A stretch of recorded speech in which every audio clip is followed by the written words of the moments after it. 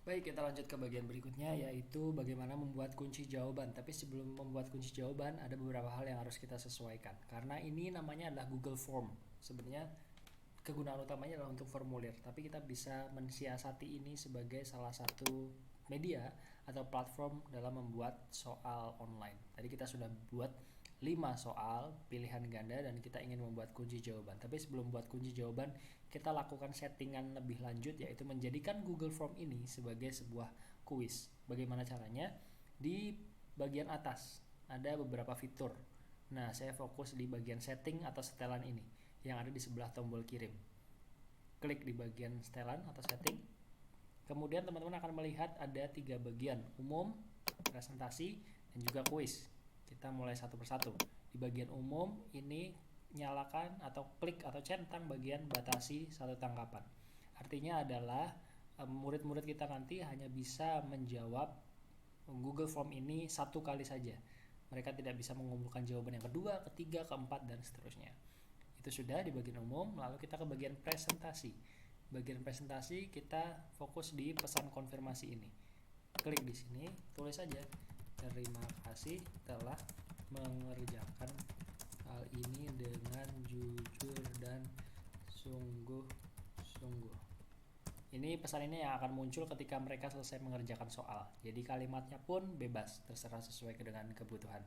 Lalu yang paling penting di bagian kuis. Nah, di bagian kuis kita lihat opsi ini. Jadikan ini sebagai kuis. Pastikan itu menyala. Tadi kan masih mati, nyalakan, geser saja. Ya, sudah. Kemudian di sini bagian rilis nilai. Ini Google Form memberikan opsi kepada kita. Apakah opsi yang pertama, kita akan umumkan nilainya setelah anak-anak submit jawabannya, ataukah nanti saja setelah peninjauan manual? Bebas, pilih saja. Kalau saya ingin mengaktifkan yang ini sekarang. Nah, sudah, yang lain diabaikan saja. Semua sudah, kuis, presentasi, dan umum sudah. Nah, untuk yang ini boleh iya, boleh tidak, terserah. Kalau sudah disetting, klik simpan di bagian sini. Nah, setelah diklik simpan, maka kita lanjut ke bagian soal untuk membuat kunci jawaban. Nah, kita kan masuk ke bagian 2 nih, bagian soal. Kita klik saja di bagian soal nomor 1 misalkan. Kemudian di bagian nomor 1 kita klik tombol kunci jawaban yang ada di sini. Klik kunci jawaban. Lalu di bagian sini kita masukkan berapa poin yang bisa didapatkan oleh seorang siswa jika jawabannya benar. Misalkan saya kasih 2 poin.